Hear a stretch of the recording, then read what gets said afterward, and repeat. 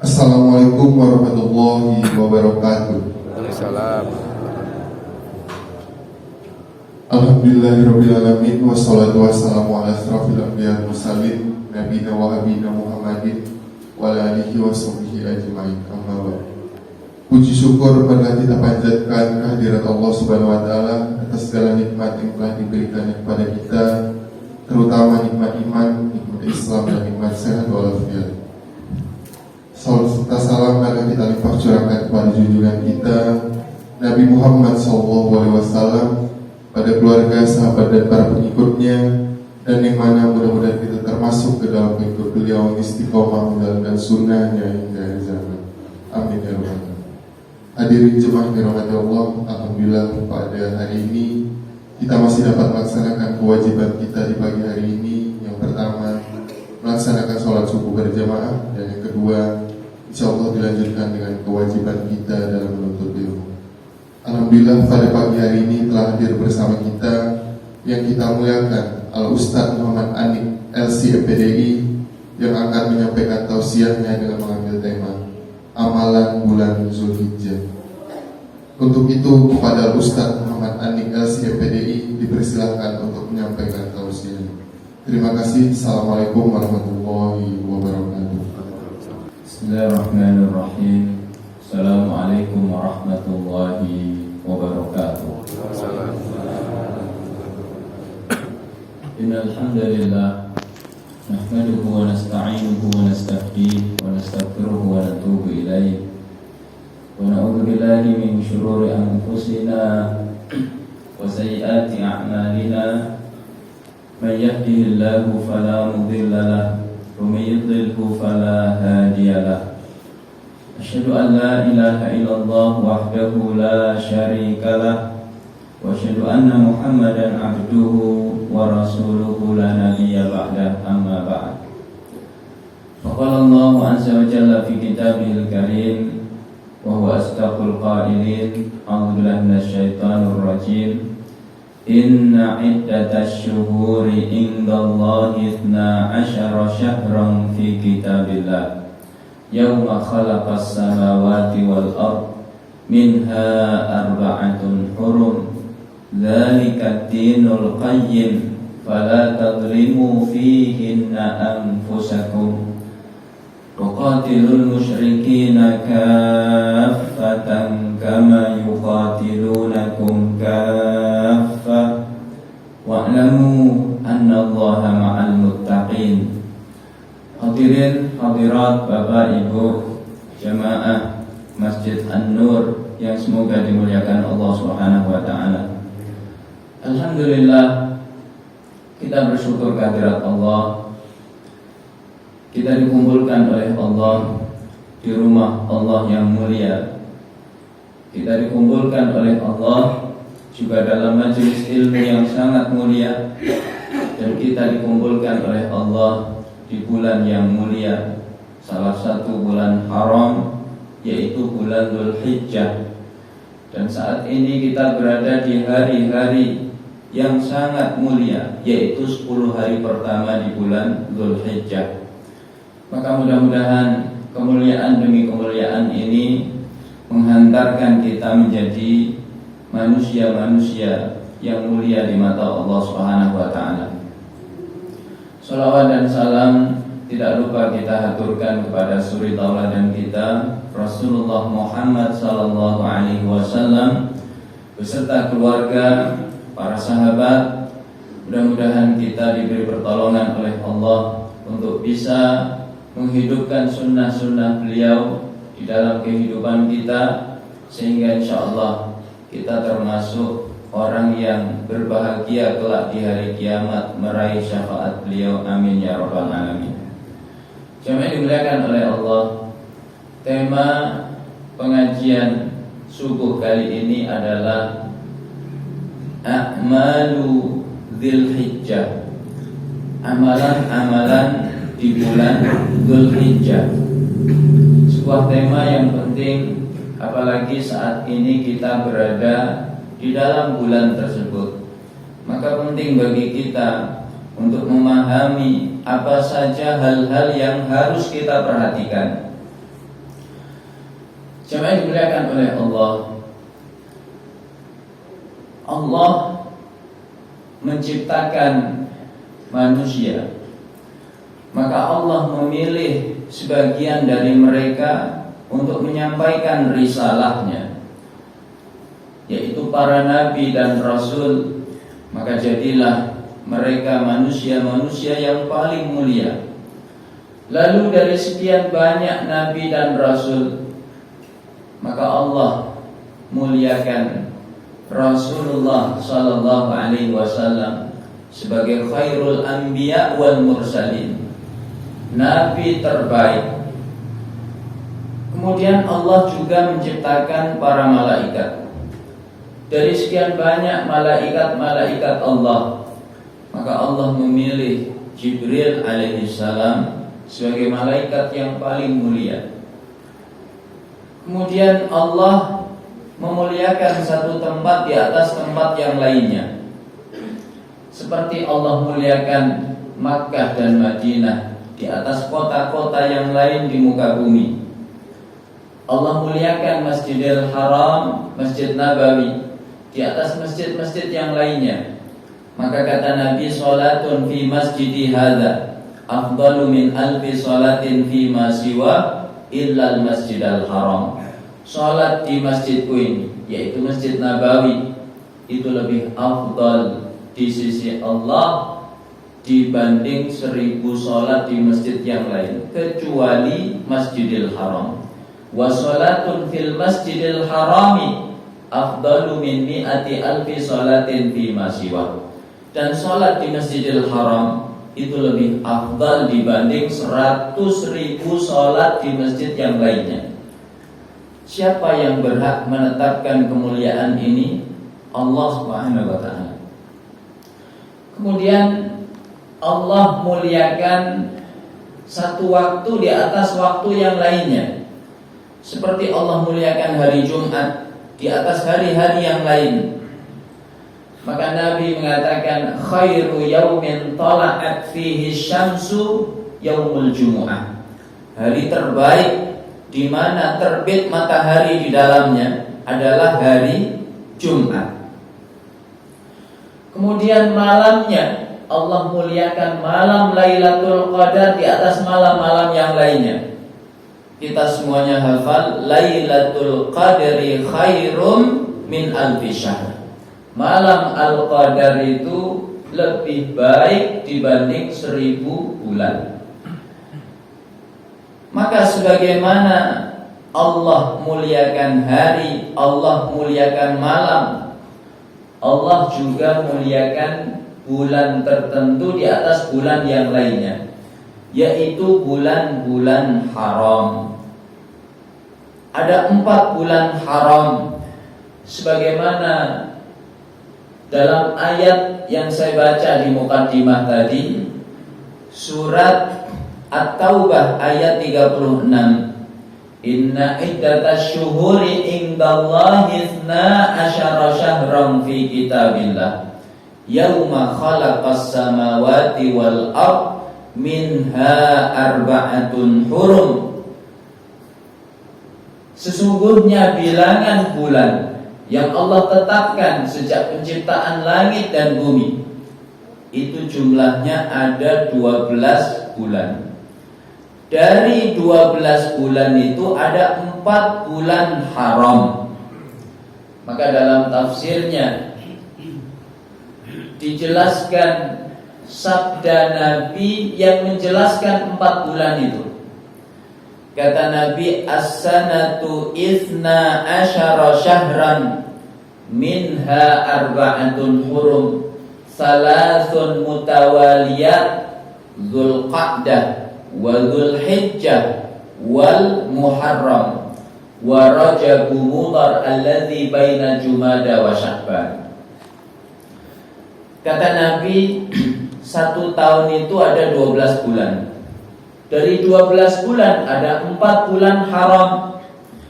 3 bulannya berturut-turut, Zulqa'dah, Zulhijjah dan Muharram. Dan Rajabnya suku Mudhar. Kenapa dinisbahkan kepada suku Mudhar? Hari itu ada 2 suku mengklaim memuliakan Rajab. Yang pertama namanya suku Rabi'ah.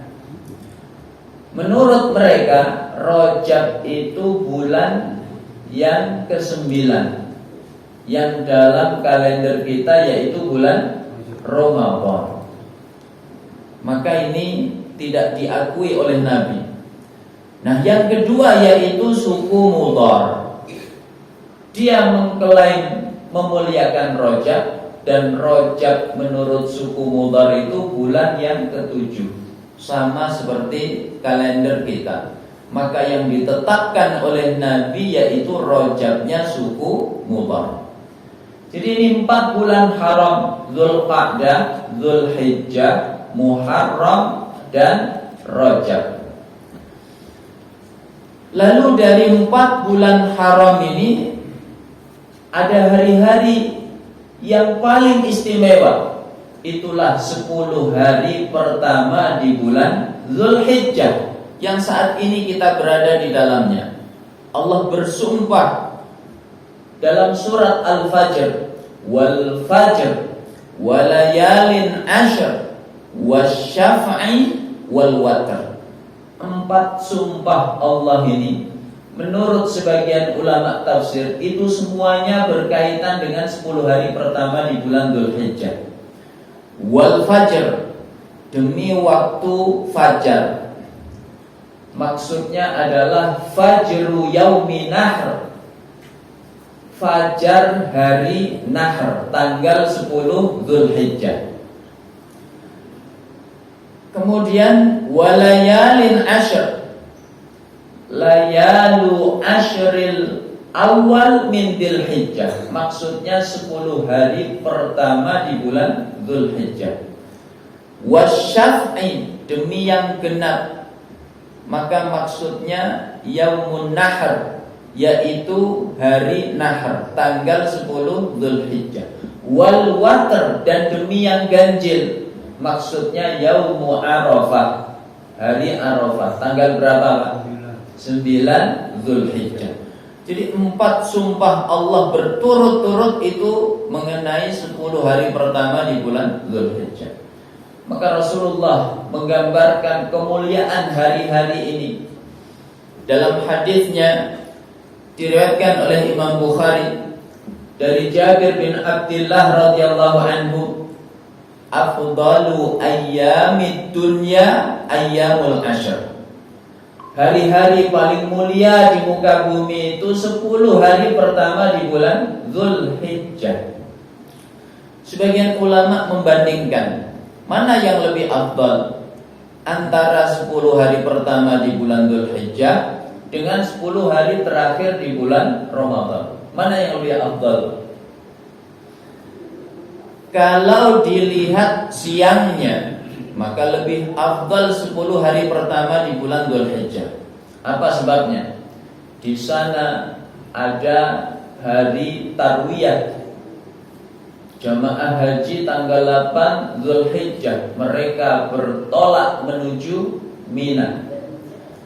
Lalu ada hari Arafah tanggal 9 Dzulhijjah, seluruh jamaah haji bertolak ke Arafah, wukuf. Lalu tanggal 10 Dzulhijjah, hari Nahr. Maka kalau dilihat siangnya, yang lebih afdal mana? 10 hari pertama di bulan Dzulhijjah. Tapi kalau dilihat malamnya, maka lebih mulia 10 malam terakhir di bulan Ramadan. Apa sebabnya?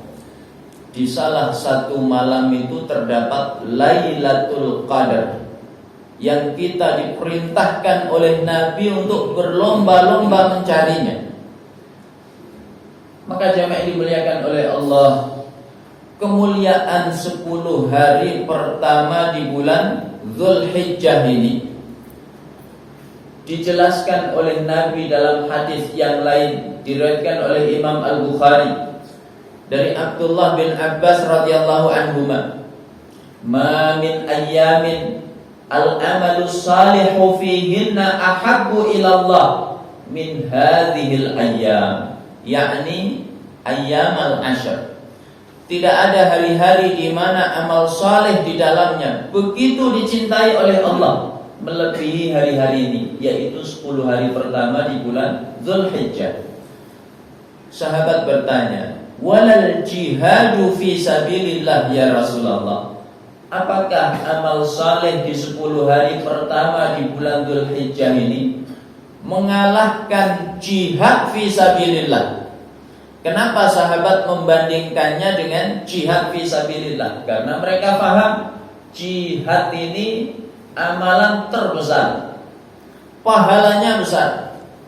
Maka Nabi menjawab, "Walal jihadu fi sabilillah."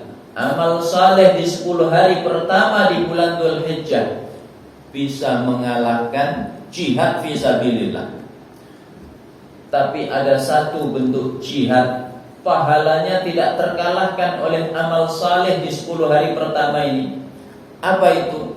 Illa rajulun kharaja bi nafsihi wa malihi falam yarji min dzalika bi syai'. Kecuali orang keluar dari rumahnya, berjihad di jalan Allah, membawa seluruh hartanya, maka dia pun syahid di jalan Allah, hartanya habis di jalan Allah. Ini yang tidak terkalahkan. Maka apa rahasianya jamaah dimuliakan oleh Allah? Kenapa 10 hari pertama ini begitu istimewa? Kata Al-Imam,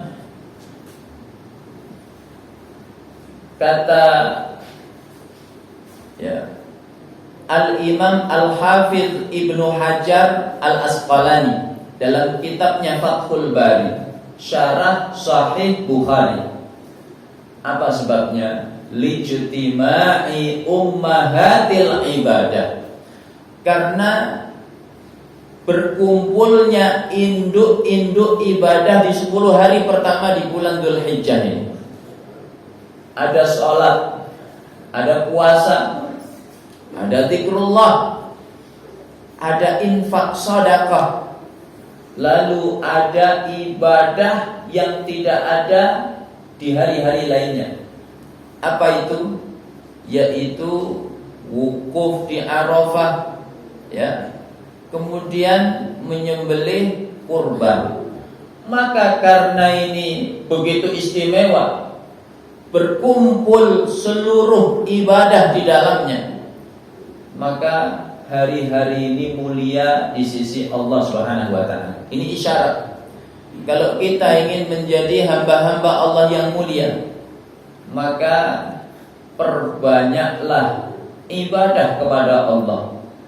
Kalau dalam kehidupan kita berkumpul segala bentuk ibadah, sholat kita kerjakan, puasa kita kerjakan, zikir kita kerjakan, thalabul ilmi kita kerjakan, infak sedekah kita kerjakan, haji umrah kita kerjakan, maka kita pun menjadi manusia yang mulia di mata Allah Subhanahu wa taala. Seperti 10 hari pertama ini kenapa mulia? Karena berkumpul segala bentuk ibadah kepada Allah Subhanahu wa taala. Maka jamaah dimuliakan oleh Allah, apa saja hal-hal yang penting untuk kita perhatikan di dalamnya? Pertama, yaitu ijtinabu dzulmi, menjauhi segala bentuk kezaliman. Kezaliman di bulan haram, bulan Dzulqa'dah, Dzulhijjah, Muharram, Rajab, apalagi 10 hari pertama ini, itu berat dosanya di hadapan Allah Subhanahu wa taala. Maka inilah rahasianya. Kata Ibnu Abbas radhiyallahu anhuma, kenapa setelah Allah berbicara tentang 4 bulan haram 36, Setelah itu Allah bicara tentang larangan kezaliman di dalamnya. Fala tadzlimu fihinna anfusakum. Jangan kalian berbuat zalim di bulan-bulan tersebut. Maka kata Ibnu Abbas, larangan kezaliman itu di seluruh bulan, tidak hanya 4 bulan ini. Tapi kenapa 4 bulan ini disebut secara khusus oleh Allah? Larangan kezaliman di dalamnya. Kata beliau, menggambarkan 4 bulan ini istimewa di sisi Allah. Sebagaimana amal saleh di dalamnya dilipat gandakan pahalanya oleh Allah. Bapak ibu sholat, zikir, ngaji seperti ini, di bulan yang lain berpahala, tapi di bulan haram pahalanya semakin dilipat gandakan oleh Allah Subhanahu wa ta'ala. Tapi sebaliknya, dosa maksiat di bulan-bulan haram itu lebih berat di sisi Allah Subhanahu wa ta'ala. Makanya Qatadah berkata, inna zulma fil ashhuril hurumi a'zamu khati'atan wa wizran minaz zulmi fima siwaha. Sungguh kezaliman yang dilakukan di bulan-bulan haram itu dosanya lebih berat di hadapan Allah dibanding kalau dikerjakan di bulan-bulan yang lain. Apakah kezaliman dengan mata, dengan lisan, dengan telinga, apalagi dengan tangan dan kaki? Maka semakin berat dosanya kalau dikerjakan di bulan-bulan haram. Sebagaimana orang maksiat di tanah haram, di Mekah, di Madinah maksiat, itu lebih berat mana dosanya Pak dibanding maksiat di Keranggan? Lebih berat mana? Lebih berat di tanah haram. Maka Allah mengatakan di surat Al-Hajj ayat 25, wa may yurid fihi bi ilhadin bi zulmin nudhiqhu min azabin alim. Siapa yang merencanakan kejahatan secara zalim di sana, maka Allah timpakan kepadanya azab yang pedih. Baru merencanakan, sudah diazab oleh Allah. Itu mulianya tanah haram. Dan bukti di zaman dahulu sudah ada. Raja Abraha, apakah disebutkan dalam sejarah sempat mencongkel dinding Ka'bah? Belum. Ataukah merobek kiswahnya? Belum sama sekali. Dia baru sampai di lembah yang disebut Wadi Al-Muhassir, terletak di antara Mina dan Muzdalifah. Maka biasanya Bapak Ibu kalau ziarah kota Makkah diberitahu, Bapak Ibu sekalian, itulah Wadi Muhassir yang dulu tentara Abraha, pasukan gajah dibinasakan oleh Allah. Maka sunnah Nabi mengajarkan kalau melewati tempat yang pernah turun bencana, kita bersegera sambil berlindung kepada Allah. Jangan berlama-lama. Maka enggak ada pembimbing ya, umroh misalnya ngajak turun ke Wadi Muhassir, enggak ada. Bahkan ya, bis itu dipercepat sambil kita berlindung kepada Allah Subhanahu wa ta'ala. Begitu sunnah Nabi kalau kita melewati tempat yang pernah turun bencana. Jadi dia belum mencongkel dinding Ka'bah, belum merobek kiswahnya, baru sampai Wadi Muhassir, masih sekitar 10 kilo dari Ka'bah, sudah dihancur leburkan oleh Allah. Tarmihim bihijaratin min sijil faja'alahu ka'asfin ma'kul. Seperti itu bahayanya maksiat di bulan haram, sama seperti maksiat di tanah haram. Lebih berat dosanya di hadapan Allah Subhanahu wa ta'ala. Ini yang pertama. Kedua, jamaah yang dimuliakan oleh Allah, apa ibadah yang harus kita perhatikan. Yang kedua yaitu al-hajj wal umrah, haji dan umrah. Haji dan umrah ini ibadah besar, menghimpun pengorbanan besar, pengorbanan biaya. Duit haji itu murah apa mahal, Pak? Ya. Yang reguler berapa sekarang? Ya. Hampir 56, ya. Zaman saya dulu 35 tahun 2013. Ya, sekarang sudah 50 berapa? 6. Ya. Itu murah apa mahal? Ya. Kemudian pengorbanan waktu, ya. Orang berangkat haji itu waktunya lama atau sebentar? Lama. Kalau reguler 41 hari. Kalau plus ya sekitar 2 pekan. Ya. Jadi lama waktunya. Kemudian pengorbanan tenaga, pikiran, ya. Orang sekarang daftar haji, ya. Hari ini daftar itu berangkatnya tahun berapa, Pak? Kalau reguler terakhir saya tanya di Kabupaten Bekasi, ya. Kalau ini kota, Pak, ya. Kalau di kabupaten lebih lama, 28 tahun. Jadi pengorbanan kesabaran yang besar, bahkan terkadang pengorbanan nyawa. Betapa banyak saudara kita berangkat sehat walafiat, pulang tinggal nama. Ibadah ini dihubungkan langsung dengan syiar-syiar Allah. Ada 4 ayat berbicara tentang syiar-syiar Allah. 2 diantaranya dihubungkan dengan haji dan umrah.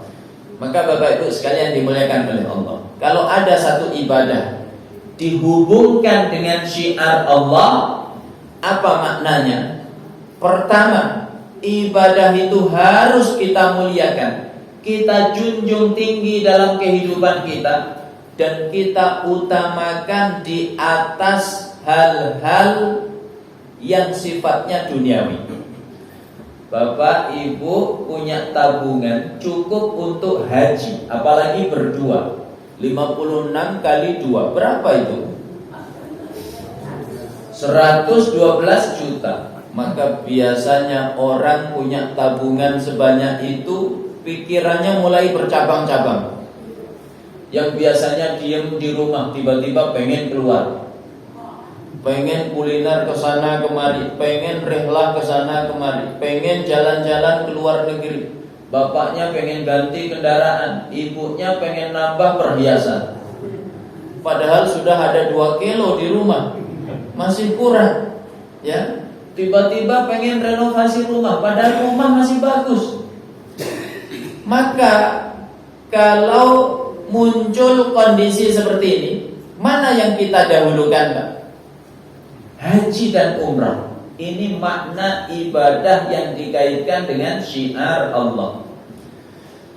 Kedua, kalau ada ibadah dikaitkan dengan syiar Allah, maka pasti pahalanya besar di sisi Allah Subhanahu wa ta'ala. Itulah haji dan umrah, pahalanya besar. Segala bentuk manasik terkait haji dan umrah, nilainya besar di sisi Allah. Talbiyahnya, labbaik Allahumma labbaik, labbaik la syarika laka labbaik, innal hamda wan ni'mata laka wal mulk la syarika lak. Besar di sisi Allah. Kata Nabi, ma min muslimin yulabbi illa labba an yaminihi wa shimalihi min hajarin aw syajarin aw madarin. Tidak ada seorang muslim bertalbiyah kecuali seluruh benda-benda di sekitarnya, apakah berupa pohon, berupa batu, kerikil, pasir, seluruhnya bertalbiyah bersamanya, kelak akan menjadi saksi di hadapan Allah Subhanahu wa taala. Tawafnya mengelilingi Ka'bah 7 putaran, mulia di sisi Allah. Kata Nabi, man tafa bihadzal baiti sab'an fa ahsahu kana lahu ka'itqi raqabah. Siapa yang tawaf mengelilingi Ka'bah 7 putaran, dia menghitungnya, maka itu seperti memerdekakan budak. Orang yang memerdekakan budak, maka Allah merdekakan seluruh anggota tubuhnya dari neraka. Dalam tawaf ada 2 sunnah, mengusap rukun Yamani dan Hajar Aswad. Yang diantara keduanya kita baca apa Pak? Rabbana atina fid dunya hasanah wa fil akhirati hasanah wa qina adzabannar. Kata Nabi, inna mashahuma kafaratun lil khataya. Mengusap rukun Yamani dan Hajar Aswad menghapuskan dosa-dosa kita. Lalu dalam haji, intinya haji itu wukuf di Arafah. Al-hajju Arafah, kata Nabi. Haji itu Arafah. Maka kita mendapati kalau ada saudara kita sekalipun sakit, bahkan dirawat di rumah sakit, diinfus, tetap dibawa pakai ambulan wukuf ke Arafah meskipun sebentar. Apa sebabnya? Ini intinya haji. Kalau enggak wukuf enggak sah. Jemaah yang dimuliakan oleh Allah, hari Arafah ini hari yang istimewa.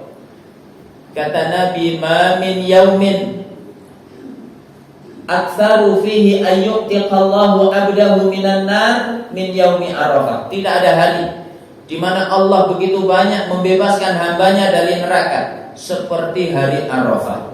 Allah membanggakan mereka yang hadir di hadapan malaikat-malaikat Allah. Kata Allah, unduru ila haula. Malaikat, lihatlah hamba-hambaku itu. Ma arada haula, apa yang mereka inginkan. Qad ghafartu lahum, qad ghafartu lahum. Sungguh aku ampuni mereka, aku ampuni mereka. Maka jemaah dimuliakan oleh Allah, dalam haji terdapat maghfirah, ampunan Allah yang sangat besar. Dalam amalan yang lain juga ada ampunan Allah, tapi dibatasi hanya dosa-dosa kecil. Dosa besar butuh taubat nasuha. Salat ke salat berikutnya menghapuskan dosa. Ramadan ke Ramadan berikutnya menghapuskan dosa. Wudu menggugurkan dosa. Istighfar menggugurkan dosa.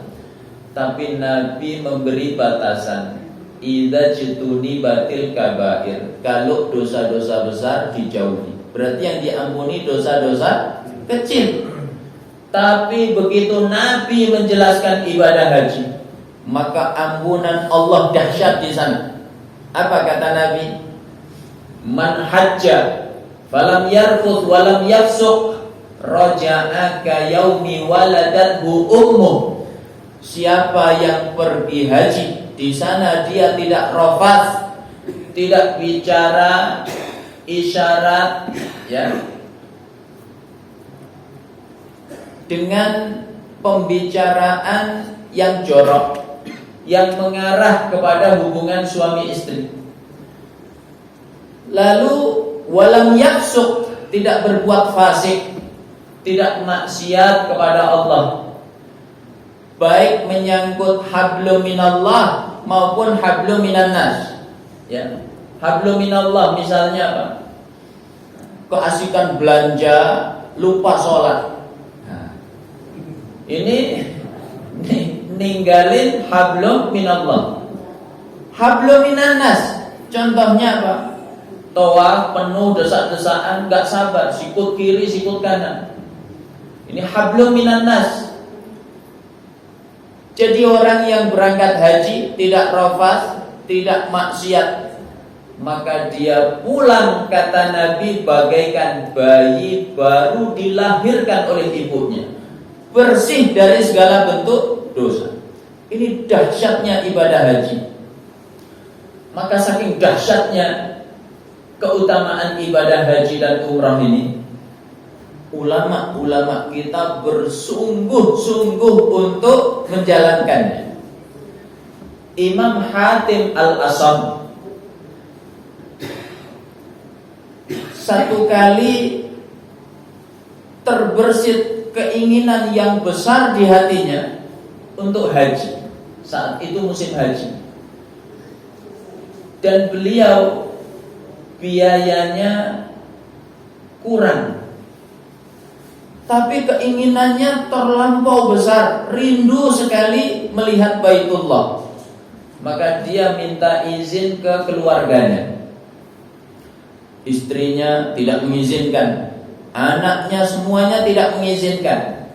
Hanya satu anak paling kecil, umurnya baru 10 tahun, perempuan, hafizah, hafal Quran. Apa kata anak ini? Ya, berangkat, tunaikan perintah Allah, serahkan urusan kita kepada Allah. Berangkatlah sang ayah atas izin anaknya yang paling kecil tadi. Maka di tengah perjalanan beliau ikut satu kafilah. Kafilah itu pemimpinnya tersengat kalajengking. Saking dahsyatnya racunnya, hampir-hampir pemimpin kafilah itu wafat. Maka anggota kafilah berkata, di belakang kita itu ada ulama, ada orang soleh, ahli ibadah. Kenapa kita nggak minta ruqyah beliau saja? Maka mintalah ruqyah kepada Imam Hatim Al-Asam. Di ruqyah langsung sembuh. Maka pemimpin kafilah itu berkata, wahai imam, mulai sekarang hingga ke tanah suci, hingga pulang ke tanah air, semua bekal Anda saya tanggung. Maka beliau menjawab, maka beliau kemudian berkata, ya Allah, Engkau telah tunjukkan keajaibanmu kepadaku, maka tolong tunjukkan keajaibanmu kepada seluruh anggota keluargaku yang aku tinggalkan. Jamaah yang dimuliakan oleh Allah, setelah beberapa hari ditinggal, keluarganya ini kehabisan bekal, sampai hanya tinggal air putih di rumahnya. Maka satu keluarga menyalahkan anak paling kecil tadi, ini gara-gara kamu, anak kecil sok tahu. Ini akibatnya, kamu izinkan ayah pergi, kita kelaparan sekarang, cuma ada air putih, gimana ini? Tiba-tiba pintu rumah diketuk. Assalamualaikum. Waalaikumsalam. Adakah air minum di sini? Ini amir kita, pangeran kita ini kehausan. Oh iya, memang tinggal air putih di rumah ini. Yang lain sudah habis semuanya. Pernah Bapak mengalami kondisi seperti ini? Di rumah cuma ada air putih. Itu kira-kira tanggal berapa? Ini rumahnya ulama besar, cuma ada air putih. Maka amir itu minum dengan lahap sekali karena kehausan. Maka dia bertanya, rumah siapa ini? Ini rumahnya Hatim Al-Asam. Masya Allah, ulamanya kaum muslimin itu. Iya, kemana beliau? Lagi berangkat haji. Maka amir ini membuka sabuknya. Sabuknya itu bertahtakan permata. Lalu dia berkhutbah, kalian semua yang mengaku pengikutku, lakukan seperti yang aku lakukan. Maka semua pasukan membuka sabuknya yang bertahtakan permata, ditaruh di pintu rumah Hatim Al-Asam. Saking banyaknya sabuk permata itu sampai rumahnya susah untuk ditutup. Akhirnya dibeli oleh konglomerat, diborong. Seketika keluarga Hatim Al-Asam yang sebelum berubah menjadi konglomerat di wilayahnya. Begitu ulama kita bersungguh-sungguh menjaga ibadah haji karena keutamaannya besar. Sampai bekalnya kurang pun bersungguh-sungguh untuk mengamalkannya. Maka ini renungan. Kalau kita hari ini saldo unlimited tapi malas berangkat haji. Dulu ulama kita saldonya kurang tapi semangatnya besar. Maka jamaah yang dimuliakan oleh Allah, ulama-ulama dulu merenungkan ayat 46 surat At-Taubah. Walau aradul khuruja la'addu lahu uddatan walakin karihallahum bi'athahum fathabbatahum wa qila qudu ma'al qa'idin. Seandainya mereka menghendaki keluar dari rumah mereka, berangkat jihad di jalan Allah, tentu mereka akan melakukan persiapan demi persiapan. Tapi memang Allah membenci mereka, maka Allah lambatkan mereka, Allah akhirkan mereka. Allah katakan, duduklah kalian bersama orang yang duduk. Ayat ini sebenarnya bicara jihad fisabilillah, tapi ulama dulu mengaitkannya dengan segala ibadah, termasuk haji, termasuk umrah. Kata para ulama dulu, kalau ada orang saldonya cukup untuk daftar haji, untuk keluarga yang ditinggalkan cukup, badannya sehat, kondisi aman, corona sudah berlalu, tapi tidak terbersit keinginan di hatinya untuk daftar haji atau daftar umrah, maka ulama dulu khawatir jangan-jangan itu isyarat Allah membencinya. Makanya Allah hilangkan keinginan di hatinya untuk berhaji atau berumrah. Ya. Ini haji dan umrah besar pahalanya di sisi Allah Subhanahu wa taala.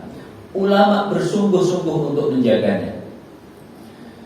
Ketiga jamaah yang dimuliakan oleh Allah, ibadah yang penting untuk kita perhatikan yaitu al-udhiyah, kurban. Sebagaimana haji dan umrah dihubungkan dengan syiar Allah, kurban sama dihubungkan dengan syiar Allah. Dua ayat lain yang bicara tentang syiar Allah itu dihubungkan dengan kurban. Jadi dua ayat dihubungkan haji dan umrah, dua ayat dihubungkan kurban. Jemaah dimuliakan oleh Allah, maka kaidahnya sama. Kalau ada ibadah dihubungkan dengan syiar Allah, kaidah pertama, ibadah ini harus kita junjung tinggi, kita muliakan dan kita dahulukan dalam hidup kita. Ibu-ibu punya tabungan cukup untuk kurban. Kurban di An-Nur ini berapa, Pak? 3,4. Ya. 3,4. Mulai buka shopping online. Oh, dapat banyak rupanya. Kalau dipakai shopping, ini itu, maka tiba-tiba muncul keinginan ini, keinginan itu. Bertepatan dengan kurban. Mana yang kita dahulukan? Kurban. Ini 3,4 untuk kurban. Jangan dipakai shopping ini, shopping itu. Pokoknya kurban titik, gak ada koma. Ini kaidah pertama. Kaidah kedua jamaah dimuliakan oleh Allah, pahalanya besar di sisi Allah. Begitulah kurban, pahalanya besar. Banyak hadis bicara tentang keutamaan kurban. Ada yang sahih, ada yang dhaif. Sekalipun dhaif, karena ini hanya sekedar fadailul a'mal, keutamaan amal, maka masih dipakai oleh ulama-ulama kita. Ya. Kata Nabi terkait ibadah kurban ini hadis yang dianggap sahih, bicara tentang keutamaan kurban. ma amila ibnu Adam min amali yaumin nahri ahabbu ilallah min ihraqid dam. Tidak ada amalan anak Adam, ya, manusia di hari nahar. Hari nahar tanggal berapa tadi? 10 Dzulhijjah, yang lebih disukai oleh Allah melebihi mengalirkan darah, maksudnya menyembelih kurban. Jadi kurban hari itu ibadah paling utama, lebih utama dibanding sedekah. Meskipun kita bersedekah senilai hewan kurban, kurban 3,4. Lalu bapak datang ke An-Nur, Pak, ini infak saya 3,4. Atau datang ke pesantren takfid, ya, ini infak saya 3,4. Lebih besar mana pahalanya? Kurban. Di dalamnya ada syiar Allah Subhanahu wa taala. Kemudian kata Nabi, wa innahu la ya'ti yaumal qiyamah biquruniha wa adlafiha wa ash'ariha wa inna dama la yaqa'u minallahi bimakanin qabla an yaqa'a minal ard fatibu biha nafsan. Sungguh hewan yang dikurbankan nanti akan didatangkan di hari kiamat lengkap beserta tanduknya, beserta rambutnya, beserta kukunya.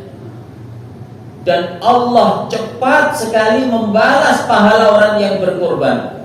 Sebelum darah hewan yang disembelih jatuh ke tanah, Allah sudah membalas pahala untuknya. Hewan disembelih, darahnya jatuh ke tanah, itu prosesnya lama atau sebentar? Sebentar, cepat sekali. Maka pahala kurban lebih cepat dari itu. Maka kata Nabi, fatibu biha nafsan, bergembiralah kalian dengan kurban. Jadi kalau Idul Adha sebentar lagi, maka hati kita riang gembira. Alhamdulillah, sebentar lagi kita akan kurban. Begitu. Tahun lalu berapa ekor di Masjid An-Nur? 7 sapi. Maka insya Allah tahun ini minimal 10. Itu tanda pengajian yang berhasil. Kalau masih 7, belum berhasil. Apalagi turun, gagal. Kemudian keutamaan yang lain, ya. Hadis ini dianggap dhaif, tapi masih dipakai oleh ulama sebagai sandaran. Rasulullah berkata kepada Fatimah, ya Fatimah, qumi fashhadi udhiyatak. Fatimah, berdiri kamu saksikan hewan sembelihan kamu. Jadi menyaksikan sembelihan, ya, menyaksikan kurban ini sunnah. Apa sebabnya? Itu syiar Allah Subhanahu wa taala. Kita hari ini malas untuk mengejar yang sunnah. Kurban tidak mau, ya. Bantu panitia nyembelih kurban enggak mau, takut kecipratan darah.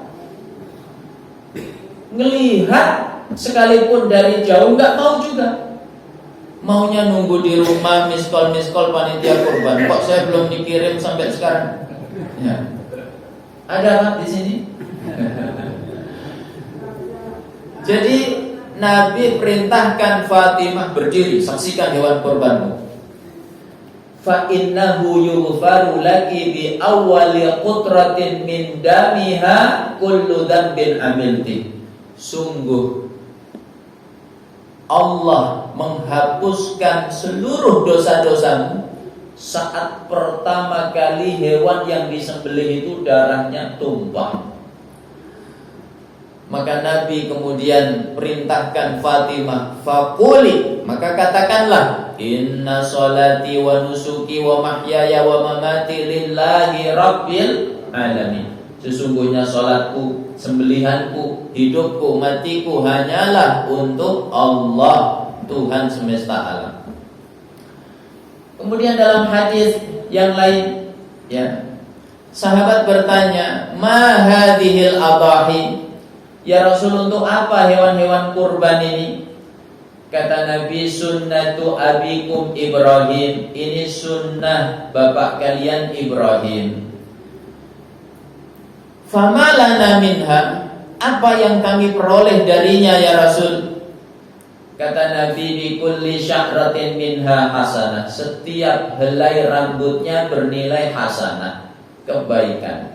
Rambut kambing, rambut sapi, itu banyak apa sedikit, Pak? Ya. Betapa banyak pahala yang kita peroleh dengan berkurban. Lalu sahabat bertanya lagi, fasufu ya Rasulullah, bagaimana dengan bulu-bulunya? Kata Nabi, bi kulli sya'ratin minas sufi hasanah. Sama, setiap helai bulunya pun bernilai hasanah, kebaikan. Maka saking besarnya pahala berkurban, ulama dulu seperti Imam Abu Hatim itu rela berhutang demi bisa berkurban. Padahal hutang kita sama-sama tahu urusannya panjang atau pendek, Pak? Panjang, nggak selesai di dunia, selesainya di akhirat. Imam Abu Hatim ya sampai rela berhutang agar bisa berkurban. Orang-orang bertanya, wahai Imam, kenapa Anda sampai berhutang untuk kurban? Maka beliau mengutip ayat 36 surat Al-Hajj, wal budana ja'alnaha lakum min sya'airillah. Ya, al-budan itu kalimah yang biasanya digunakan untuk sapi atau unta. Jadi sapi atau unta itu kami jadikan untuk kalian sebagai syiar Allah. Lakum fiha khair, di dalamnya terdapat kebaikan yang sangat banyak. Maka aku ingin meraih kebaikan itu, maka aku rela berhutang demi meraih kebaikan itu.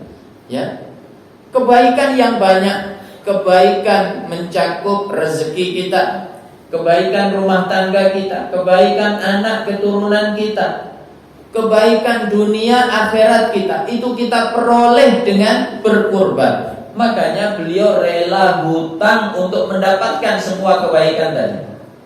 Kita hari ini untuk urusan dunia hutang ringan, beli motor hutang, beli mobil hutang, ya, beli rumah hutang, sampai ada yang beli panci pun hutang. Tapi giliran urusan akhirat, kurban, ya, jangan hutang itu berat. Ya. Kata ustadz, pakai ustadz pula. Ya. Urusannya berat, nggak selesai di dunia, selesai di akhirat. Ya diselesaikan, ya, setelah berhutang dibayar. Ya. Artinya apa? Kenapa sampai diperjuangkan sedemikian besar? Karena kemuliaannya luar biasa di sisi Allah Subhanahu wa Ta'ala. Sampai Imam Abu Hanifah mengatakan kurban itu wajib. Menurut jumhur ulama sunnah, tapi menurut Imam Abu Hanifah wajib. Apa sebabnya? Karena Rasulullah sampai mengancam, man kana lahu sa'atun falam yudhahi fala yaqrabanna musallana. Siapa yang punya kelapangan, punya duit cukup untuk kurban, tapi tidak mau kurban, kata Nabi, gak usah dekat-dekat tempat sholat kami. Kalau ada satu perintah kok diberi ancaman, maka itu berarti perintah itu hukumnya wajib. Ya, begitu kata Imam Abu Hanifah. Ini yang ketiga. Keempat, jamaah yang dimuliakan oleh Allah, ibadah yang penting untuk kita perhatikan, terutama di 10 hari pertama ini di bulan Dzulhijjah, yaitu qiyamul lail, salat malam. Kata Imam Syafi'i, salat malam di 10 hari pertama di bulan Dzulhijjah ini itu ya mustahab. Artinya Pak, semakin dianjurkan. Di hari-hari yang lain saja dianjurkan, apalagi di 10 hari pertama di bulan Dzulhijjah. Maka kita diperintahkan bersungguh-sungguh untuk bisa qiyamul lail. Kata Imam Ibnu Rajab Al-Hambali dalam kitabnya Lataiful Ma'arif, apa sebabnya? Kenapa Qiyamul Lail di 10 malam pertama Dzulhijjah ini begitu ditekankan? Mimma warada min ijabati du'a. Karena banyak riwayat tentang mustajabnya doa di 10 malam pertama di bulan Dzulhijjah. Maka ada ulama dari kalangan tabi'in namanya Sa'id ibnu Jubair. Ya, Sa'id ibnu Jubair ini ulama terkemuka dari kalangan tabi'in. Muridnya sahabat-sahabat yang mulia. Muridnya Abdullah ibnu Abbas radhiyallahu anhuma. Muridnya Abdullah ibnu Umar radhiyallahu anhuma. Muridnya Abu Sa'id Al-Khudri. Muridnya Abu Musa Al-Ash'ari. Termasuk beliau juga berguru kepada Ibunda Aisyah radhiyallahu anha. Maka ilmu beliau tidak ada yang meragukan, termasuk gurunya, ya. Guru beliau yang paling utama Ibnu Abbas radhiyallahu anhuma. Satu kali datang rombongan dari Kufah, ya, ke Makkah, bertanya kepada Ibnu Abbas tentang masalah agama. Maka Ibnu Abbas bertanya, "Alaisa fikum Ibnu Ummi Dahmah? Bukankah di tengah-tengah kalian itu ada Ibnu Ummi Dahmah?" Siapa maksudnya? Sa'id bin Jubair. Ngapain nanya ke saya? Cukup nanya ke Sa'id bin Jubair. Begitu pujian sang guru terhadap muridnya, nggak diragukan. Ketika Sa'id bin Jubair dihukum mati oleh gubernur yang zalim, gubernur Irak saat itu, namanya Hajjaj bin Yusuf As-Saqafi. Maka bagaimana kesaksian Maimun bin Mahran ketika Sa'id bin Jubair dihukum mati? Kata Maimun bin Mahran, "Hinama qutila Sa'id bin Jubair, fama min ahadin ala wajhil ardi illa wa huwa muhtajun ila ilmi." Ketika Sa'id bin Jubair dieksekusi mati, tidak ada satupun penduduk bumi hari itu kecuali mereka semua membutuhkan ilmunya Sa'id bin Jubair. Lalu beliau juga ulama yang ibadahnya tidak diragukan. Beliau sering jadi imam. Kadang beliau imam tarawih dengan qiraahnya Zaid bin Thabit, kadang dengan qiraahnya Ibnu Mas'ud, ya. Ketika beliau sholat malam sendiri, maka sering Sa'id bin Jubair itu kalau sholat malam khatam Quran dalam sholatnya.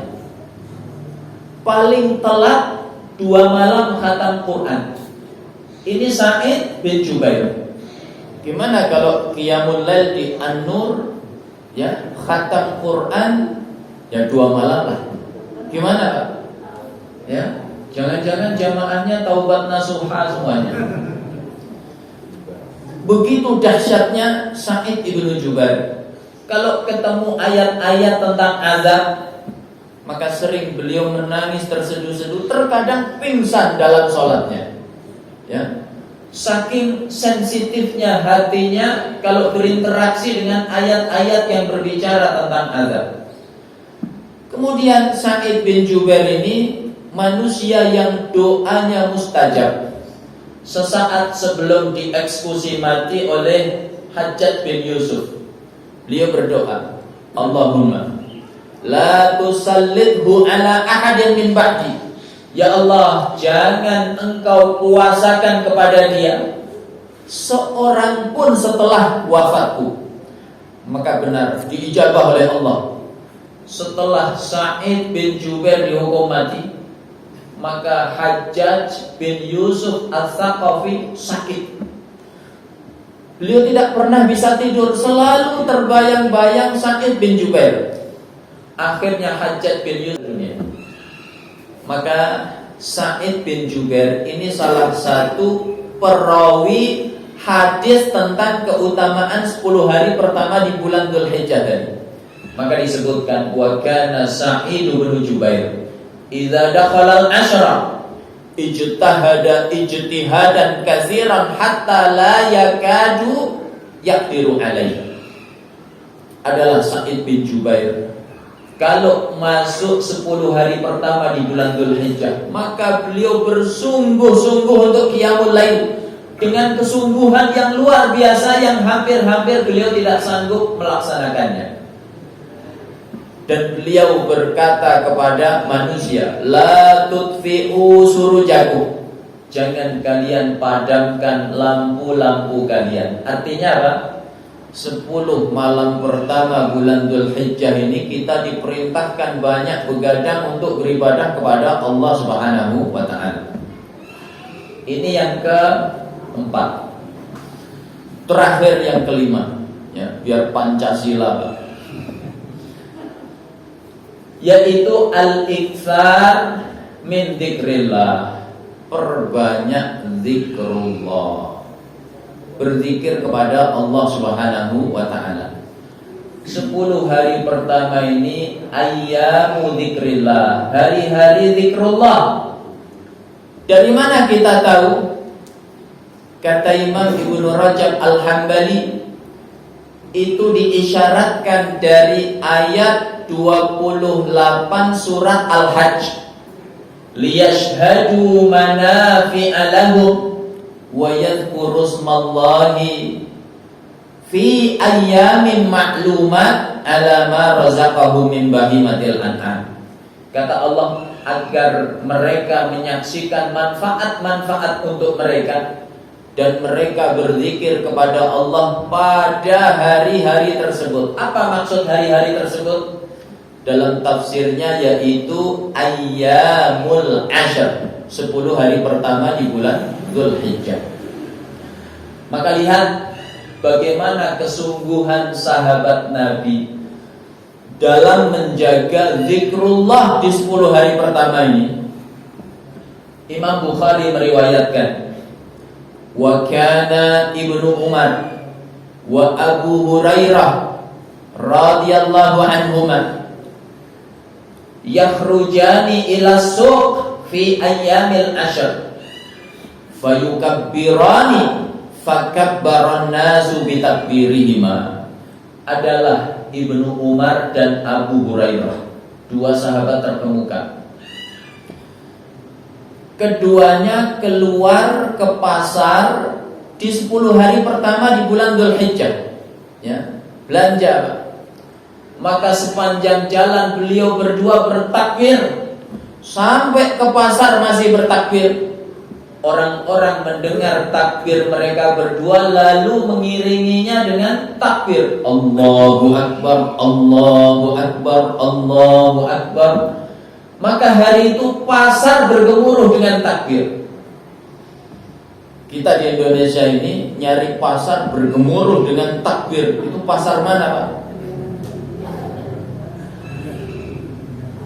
Ini Ibnu Umar dan Abu Hurairah. Sekarang kita lihat bapaknya Ibnu Umar, Umar bin Khattab radhiyallahu anhu. Ketika beliau di Mina, ya, di dalam tendanya di musim haji, maka beliau bertakbir Allahu Akbar, Allahu Akbar, Allahu Akbar. Takbir beliau ini didengar oleh ahli masjid, orang-orang yang ada di masjid. Umar takbir, ayo kita semua takbir Allahu Akbar, Allahu Akbar, Allahu Akbar. Makin keras suara takbir bergemuruh di masjid. Maka takbir ahli masjid ini didengar oleh mereka yang di pasar. Wih, orang di masjid semuanya takbir, ayo kita takbir Allahu Akbar, Allahu Akbar, Allahu Akbar.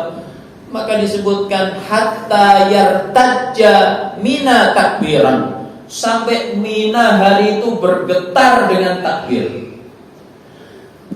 Ini sahabat yang laki-laki. Bagaimana sahabat wanita atau sahabiyat?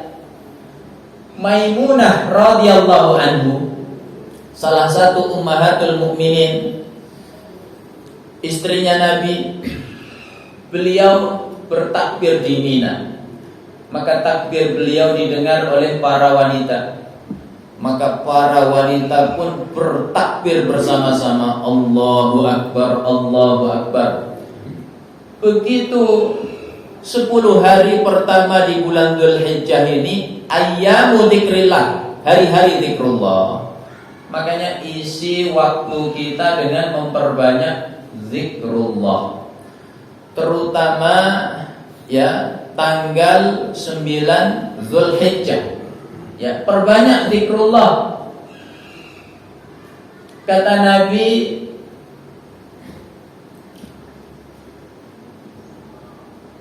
perkataan